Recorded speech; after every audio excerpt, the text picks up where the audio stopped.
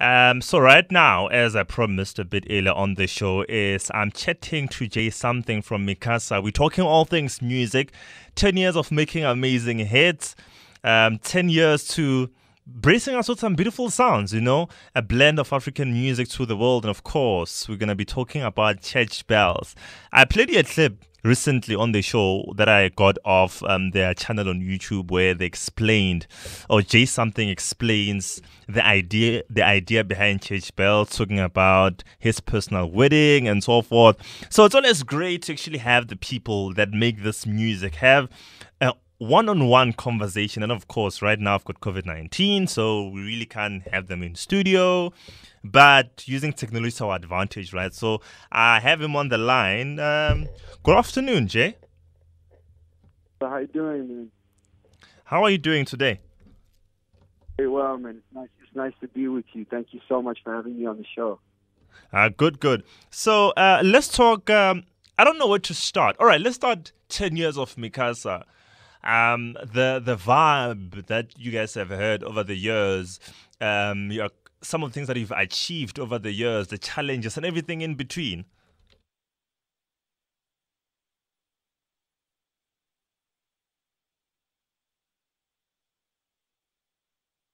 Us celebrating 10 years now is something that we're really doing.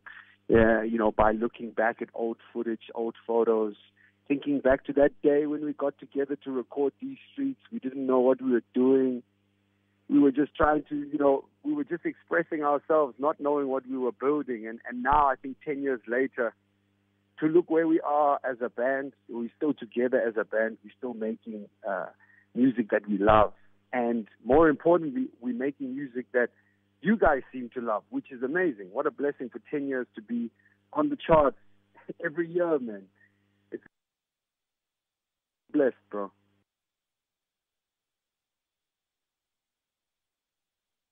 And how you guys came together. But for someone who's a fan, someone that started listening to Mi Casa recently, someone who doesn't know how you guys came about, briefly take us to that moment, everything in between. And I feel like a lot of the times people do ask you this question, but they don't really allow you to go into detail. And I want you to go into detail, precise detail on how everything came together. How did you jump on that stage and Moti on the other side, Duda on the other side? How did it all happen? So, it's a weird story because we've been telling the story for 10 years. And last year and the last couple of years, I'd really get like irritated is a wrong word. It's too harsh. But I'd be like, why are you asking us this again? But I then realized that the reason why people keep asking us this question is the reason why we love speaking about it, because it's so magical. And this is the story of how Mi Casa came about is what helps us to stick together and to believe in this thing so much more. So imagine this. We are on at a rooftop party in Sandton, Johannesburg, South Africa. And there's a party. It's a Soul Candy party. 10 years ago, November 2010. I go to the party. I'm 20 years old. Just finished varsity. And I go to this party. I see this DJ playing. I don't know who he is. I just arrived in Joburg from Port Alfred, like Eastern Cape. Don't know who he is. I don't know any people at the party. I just know one friend that's there. And I go to the DJ. Just in jail, I just go up to him and I say, yo, can I sing with you? And I didn't know what I was doing. It's not like I knew his music. He was playing house music. And I thought I could just sing over these beats. There's so much space in the music. So he, for some reason, said, yeah, sure. And he, the person, was Dr. Duda. He didn't know who I was. I didn't know who he was. He was already an artist. I was a student. And then next thing I knew, there was this trumpet guy that took out his trumpet, and now he wanted to share the mic with me. And I didn't know who he was, but I thought, at the time, I remember thinking, wow, I think I just started like a really cool jam session. And then, after we started jamming, people at the party looked around and they were like, yo, what's going on? I thought this was just like chilled music in the background. Now people are by the stage. After that, impromptu show, people are asking us for pictures, autographs, and I'm trying to tell people like, man, I don't know these guys. I've Yeah. literally just met them. So when you look, that story for me, given, is what gives me confidence, knowing that this Mi Casa thing, like for the lack of a better explanation, but for me, I really believe that it was God made. It was meant to be. Definitely, I agree. I mean, when I listen to that story, a lot of people will be like, "Huh? Are you for real?" But when you explain it, you can tell that it was something that was meant to happen. And it's a good thing that you also mentioned your age. I mean, I don't think people knew that you were 20 years old at the time. I mean, now they know. So at least we're keeping it real. Now, one of the things that's really disappointing for me personally, Jay, is the fact that in our country, we see a lot of artists coming together. They make amazing music. We love them. We follow them. We purchase their stuff. And then years down the line, one takes their own direction, the other takes their own direction. And that's basically the end of them. I won't mention artists, but it's really sad. Sometimes, over the radio, I'll be playing a jam and I'm like, man, where are those guys? And I want to find out from you. 10 years is a long time. I mean, 10 years a kid is born and they even start going to school in 10 years. That's a very long time. What's the secret behind Mi Casa? I think as a person, for me, I love history and I love lineage and understanding culture and roots. And I think as Africans specifically, I think we would benefit so much from being able to study those roots, because what people also don't know is that my roots is half. So part of my mother's side, the roots is from Europe, and my father's side is from Mozambique. So why I'm saying this to you, I know it sounds really random, but the roots of Mi Casa is one thing that we must understand, is that Mo's dad, Moti's dad, Brabanza, was part of Mango Groove. Now, Mango Groove is still around. Unfortunately, Brabanza, he passed on. But we coming from that lineage, from that family. You know what I mean? Like when we started, we would be showing Brabanza our music to get his opinion. And I think it was us getting exposed to Mango Groove in the early stages of our career, us kind of looking at them and saying, now that's a band that was united, that was diverse, that made an impact, and that made really cool music. And for us, like for me, when I look at like our lineage, our history, it stemmed from a band like Mango Groove because it's literally in our family history. And I think that one thing that we must understand with regards to bands and groups is that the reason why you see bands come and go is the very same reason why, given you and I have had many partners in life, like you cannot be with one, or not you cannot, but it's very rare that you are with somebody for the rest of your life once you meet them. You come and go through relationships, and relationships are hard. Being in a band is being in a relationship. Mo, Duda, and I have a great relationship. We have disagreed on many things over these 10 years. We have wanted to split up many times. But, yesterday when we announced some really big news that I know you want to talk about, I got a call from Usia Kolisi, who happens to be a friend of mine, and he said to me, this story that you're telling me now about Mi Casa is a story of perseverance. It's a story of three guys that pushed through hardships in order to keep creating. Because look now, like for me, I'm thinking like 10 years later, these streets 10 years ago, Church Bells, now another song 10 years later, number 6 on your charts, and hopefully gets to number 1. But like it's perseverance that pays the fruits. It's where you get the fruits is in perseverance.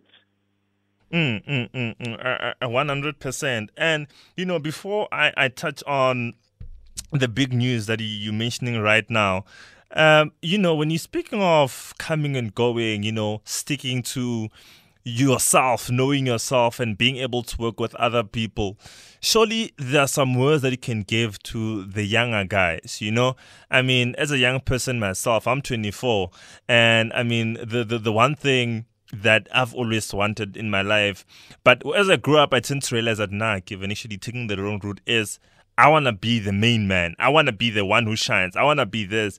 And in that, you kind of separate yourself from other people who can literally help you grow. And I want you to give some words of wisdom to the younger generation, because right now I think entry into the music business is very easy in our country. But consistency is very difficult. And the other question on top of that one that I'll love you to, just go through is the secret behind having a good image. There's one thing about you that I looked into, Jay, is the fact that every time when I watch your interviews and I listen to you on the radio and everything, it sounds like you've got nothing planned out for that. It's a free soul. This is a guy who's just living life, but he knows how to live life. Like everything is just plain for him. And I want to find out, how does one get to maintain a good brand? Because in my history of Mi Casa, my history of J Something, I've never seen anything bad. I've just seen the positives. How does one maintain that brand?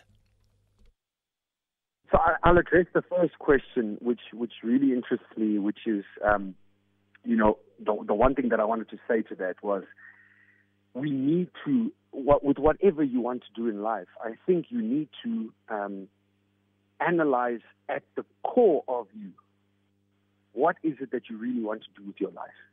Because for me, when people are chasing, they want to be the big guy, they want to be the famous person, I want to be number one on the charts, I want to be a superstar. Like, you already are chasing the wrong thing. You need to be chasing the core.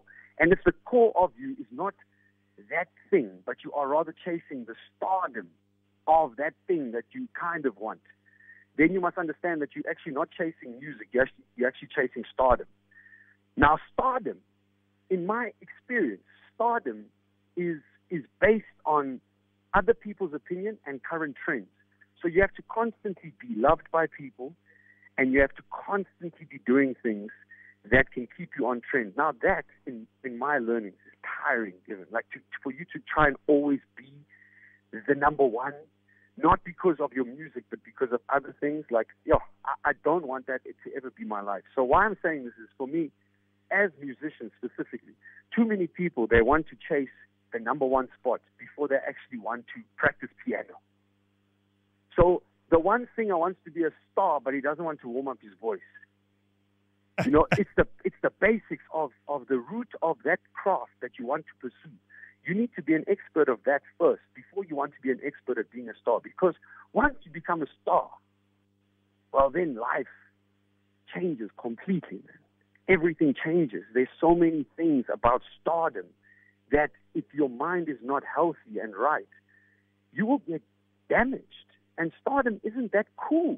What's actually cool is being a change, being an instrument of change, not an instrument of arrogance.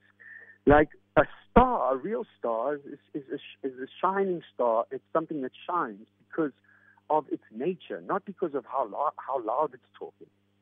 You know what I mean? Like a star just shines because it's a star. Get you 100%.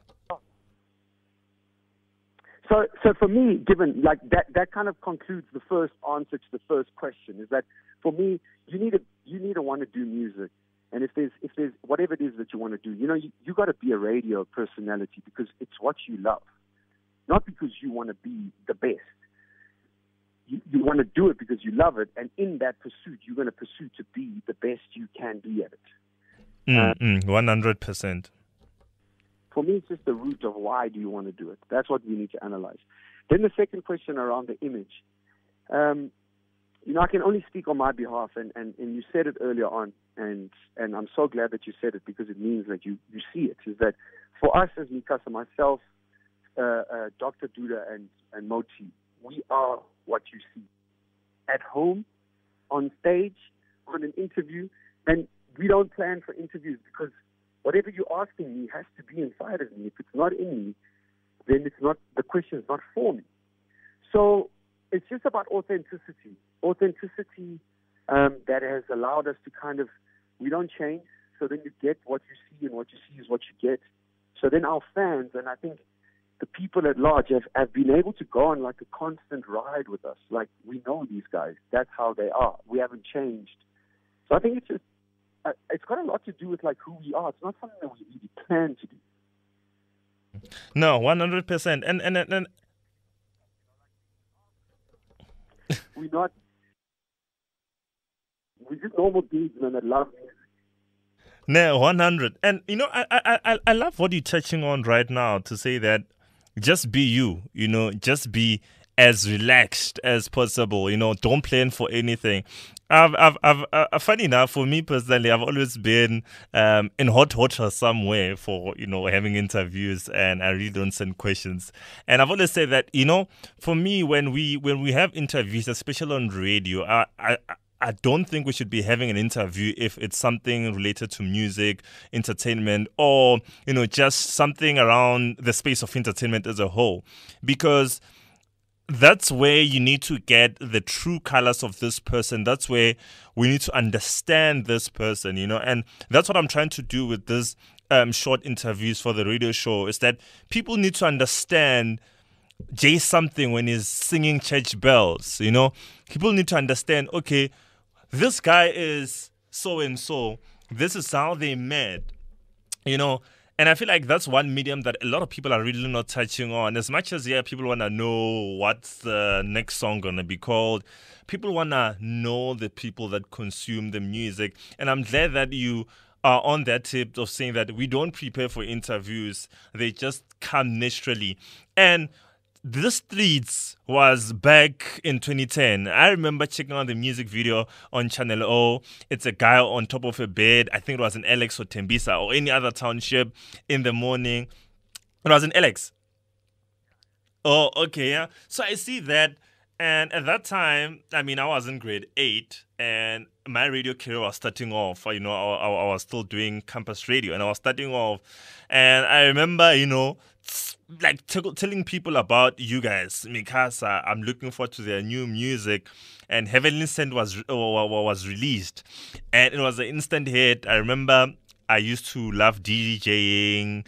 The remix by Charles Webster. There's a remix that was done by Charles. Yeah, it was a killer remix. And then fast forward now, church bells. You guys have touched on different sounds over the years, and you guys are still, competitive. I don't think competitive is the right word, but you guys still relevant. You guys still touch the heart. We're in an era for my piano right now. You guys have managed to tweak a little bit of that sound and put it into what you're making right now. How does that work? How do you guys get it right? Well, yeah, thanks so much. It's a lot of hard work that goes into what we do, and we put so much pride into what we do. And just hearing your stories for me, like about when you were 14 and kind of like us releasing music, like those stories for me are like so heartwarming. Like I wish I could actually just do a documentary on stories that people have about Mi Casa, because it would be so interesting. But church bells and the sound that you're hearing in this song, it was us late at night in Mpumalanga, somewhere in the middle of nowhere, in our house. We went to this house for 6 weeks to record this new album that we have coming out. And we worked with a whole bunch of different people. But it was like 3:30 in the morning. And I remember hearing Duda playing a piano.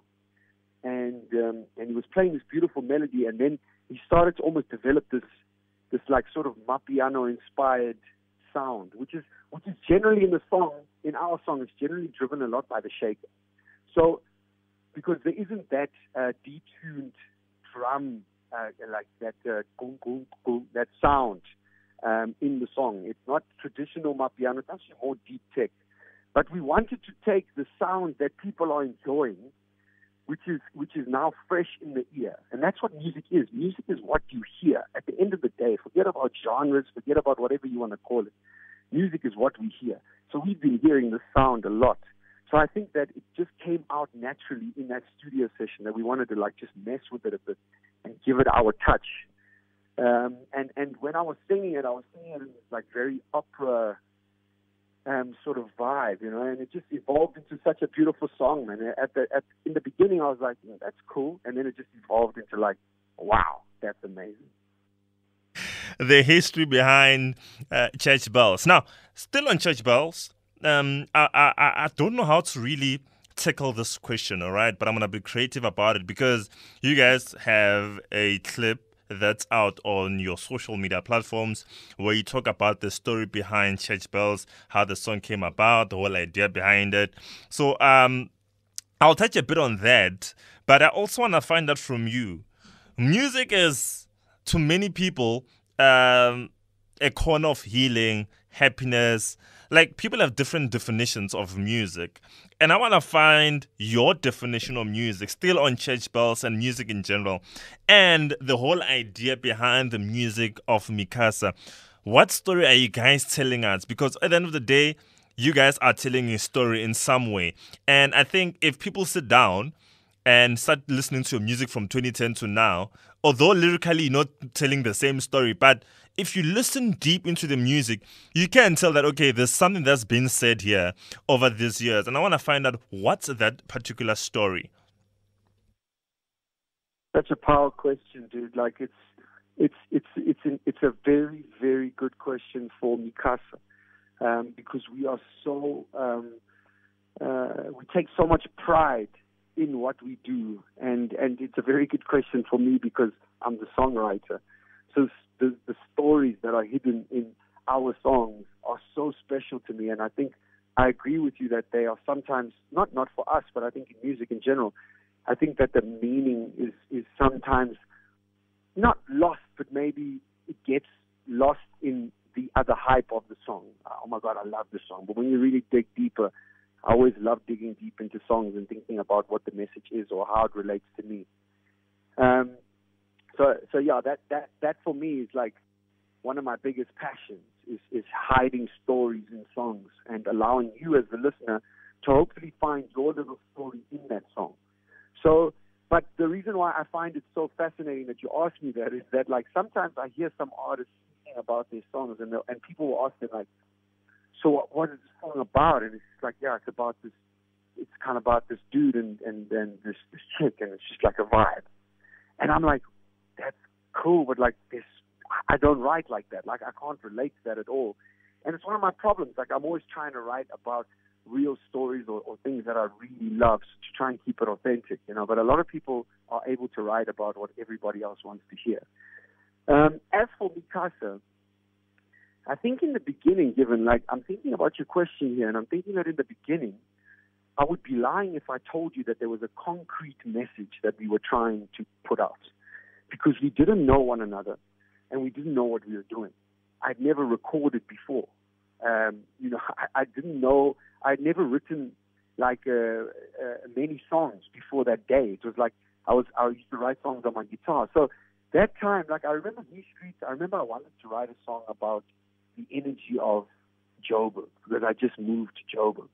So it was that Josie energy, and the reason why, like, even like I wanted to say Molweni because I come from the Eastern Cape. So Isxhosa was a better language for me at the time.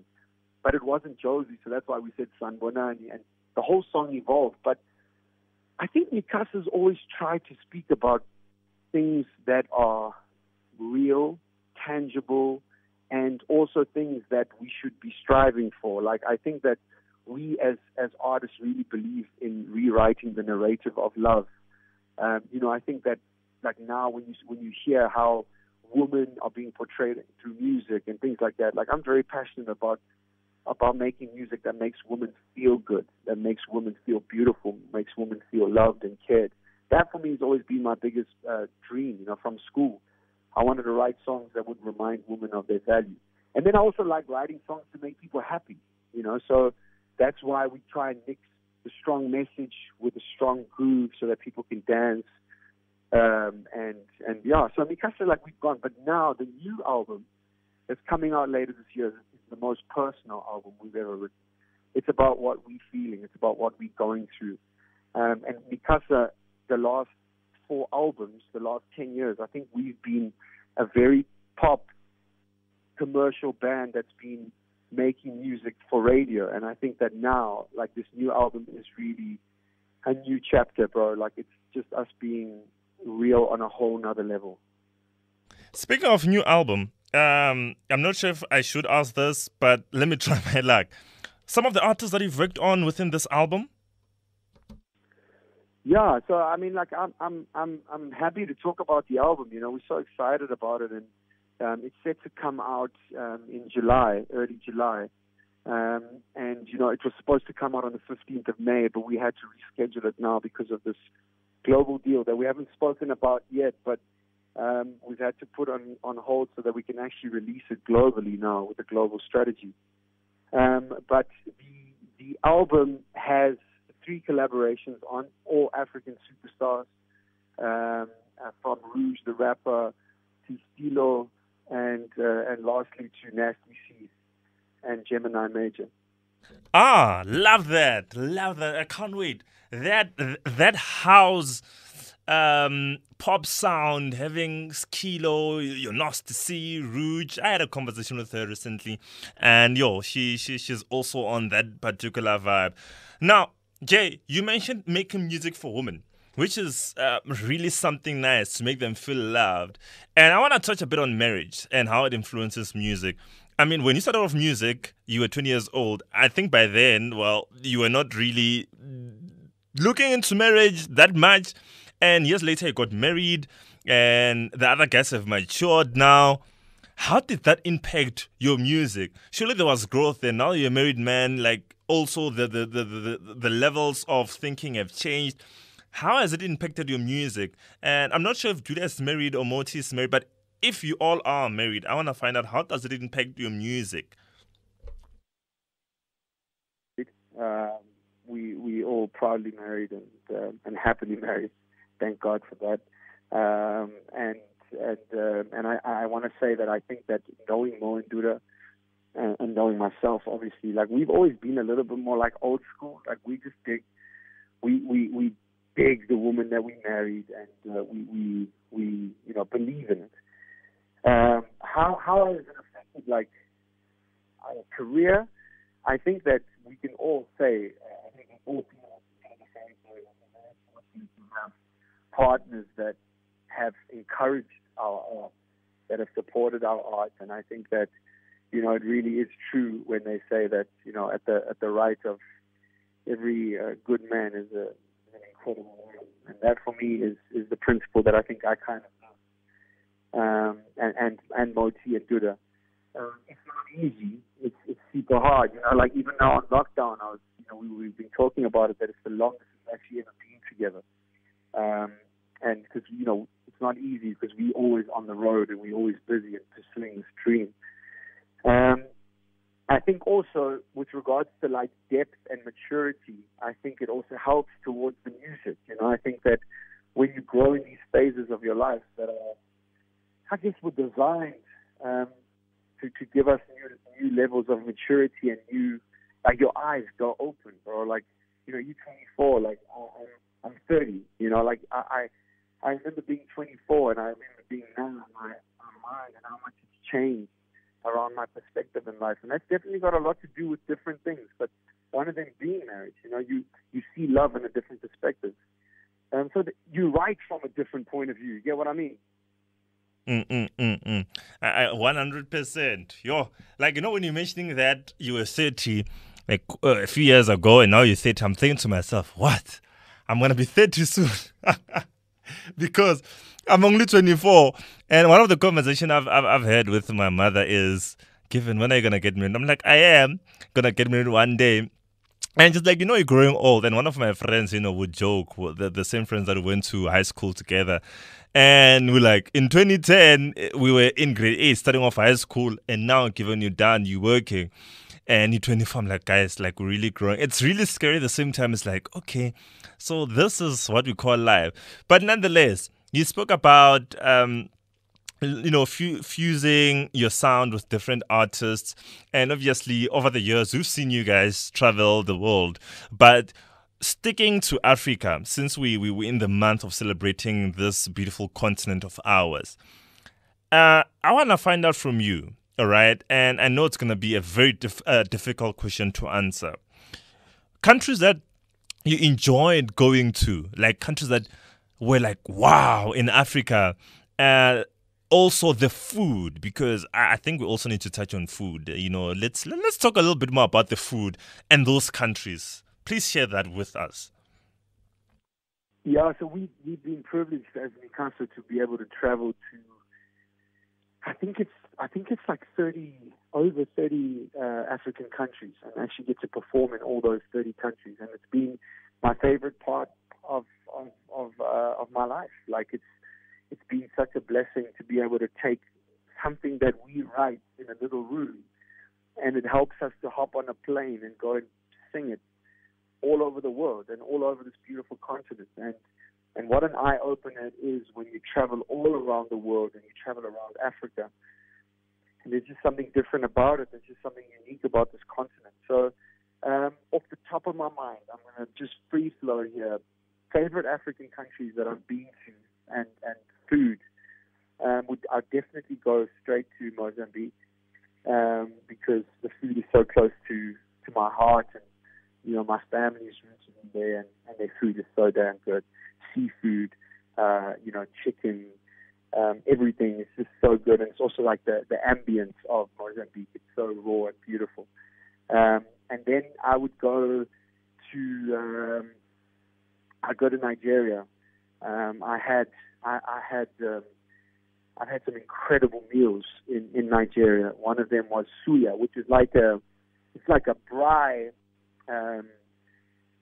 but it's like on a skewer, and it's like thin little pieces of meat coated in this like really delicious spice wrap, and then it's grilled on a fire.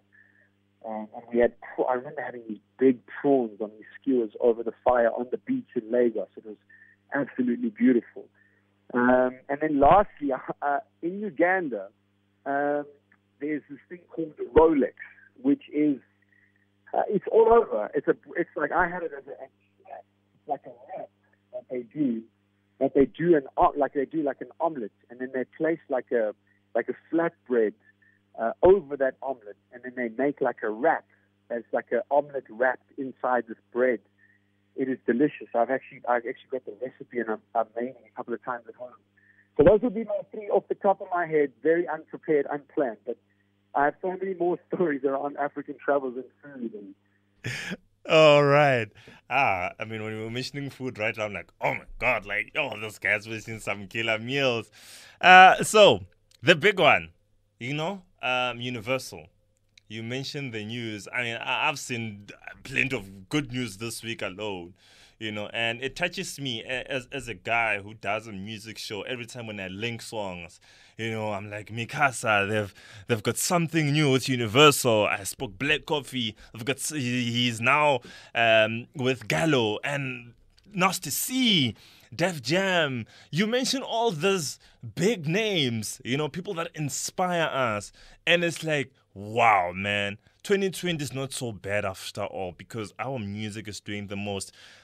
How did the deal with Universal come about? And from you personally, how do you feel about it? I've been trying. Today is the first day that I actually said I'm going to just take a breather and try and take all of this in, because it's so much. We've been so busy the last couple of weeks talking with Universal and the team at Afro Force One, and we've just been trying to get the understanding of what this new team that we have. One of the things that really put it in perspective for me, and to put it in perspective for you, Given, was like when they introduced us as artists to the company, we had like 90 people on a Zoom call from around the world, to represent their different departments.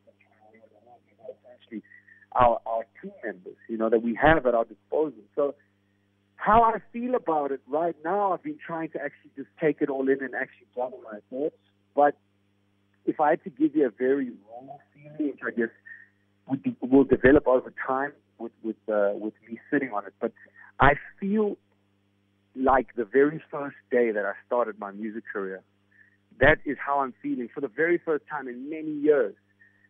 Yesterday, when the news dropped, I was out my house at 7 o'clock in the morning, walking to the fruit and veg shop near my house to go and buy the newspaper, because we were on the front of the newspaper.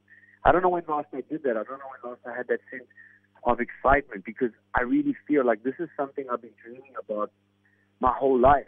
My whole life. You know, the last 10 years, whatever you've seen Mi Casa achieve has been under an independent label. You know, we were independent. And before that, we were with Soul Candy, which was also an independent label. Now we're with a major label. We're with the biggest label in the world on a global deal that sees us, like, I feel like we finally have the chance to do what we've wanted to do, which is take this love, this music, this energy, and this country to the global platform. And I feel like that's now finally happening. And I feel like now the work really starts. But that's how I'm feeling. Mo and Buddha are feeling pretty much the same. But I can guarantee you that right now all we're trying to do is actually take the breather and actually take the moment in. Because who would have thought that 10 years down the line, during probably one of the hardest moments this planet has seen, and I'd be talking about the best news of my career. It's a little overwhelming, so we're kind of just trying to take it all in, to be honest. Congratulations. I need to say that. Now, you know, it goes back to what you mentioned earlier, really, when you said that you need to be persistent, you need to be consistent, you need to be patient. I mean, 10 years is a long time, and it comes, you know, when you least expect it. I mean, I'm sure you guys, when COVID-19 started, yeah, you didn't expect when COVID-19 started. You guys were like, you didn't expect it to happen. It happened right now, and you know those were one of the biggest news for me also yesterday to learn that okay, cool. Finally, the world is now taking recognition of the people that we look up to in this country. You know what I mean? And obviously for me, and I always told and say to many people that as much as it may not be you, but these guys that are being placed on a global scale, they represent us and they open doors for us. You know what I mean? Already now, for example, when you lose Rouge, for example, she's in a new album. You guys are now at Universal. The new album will be received globally. She also grows globally. So it's an ecosystem, you know? And look, congratulations one more. Congratulations once more. Now, here's the other thing I'd like to find out from our conversation. Like, I think we've been talking. I mean, there's just so many things to talk about. Let's talk about the music that you listen to. Where do you draw the inspiration that you have to make this music? You know, when you go to the gym, what do you listen to in the car? What do you listen to, you know, all the time? What do you listen to generally? So strange, and I hope that this answer doesn't freak people out, but I don't actually listen to a lot of music. And I love music, but I feel like I am music. So I feel like I'm always listening to music because I'm always listening to my head, and I'm always listening to melodies in my head. So I feel like I'm always surrounded by music, especially because I'm a singer. So I'm always singing, like whether I'm actually verbally doing it, I'm always singing. So, but generally, like I come from the music that I would say is me is artists like Music Soul Child, Dwele, D'Angelo, Anthony Hamilton, Craig David, John Legend, Michael Jackson. These are the Boyz II Men, 112. These are the artists that I grew up listening to. I love soul. There's just something about it. I think it's the idea as well of like, you know, that Boyz II Men age, Music Soul Child age that, you know, love and just friends and that type of music where the music just feels like the message feels so real and it feels so aspirable, especially from a love point of view. That's where I come from. Nowadays, I've been listening to a lot of instrumental sort of future beats stuff to kind of like give me space to actually write. And I've actually been privileged in lockdown to actually be making a lot of music. So spending a lot of time in the studio and just making music. So I haven't been listening to a lot of music recently. I listen to bits and pieces so that I can quickly get inspired and then make music.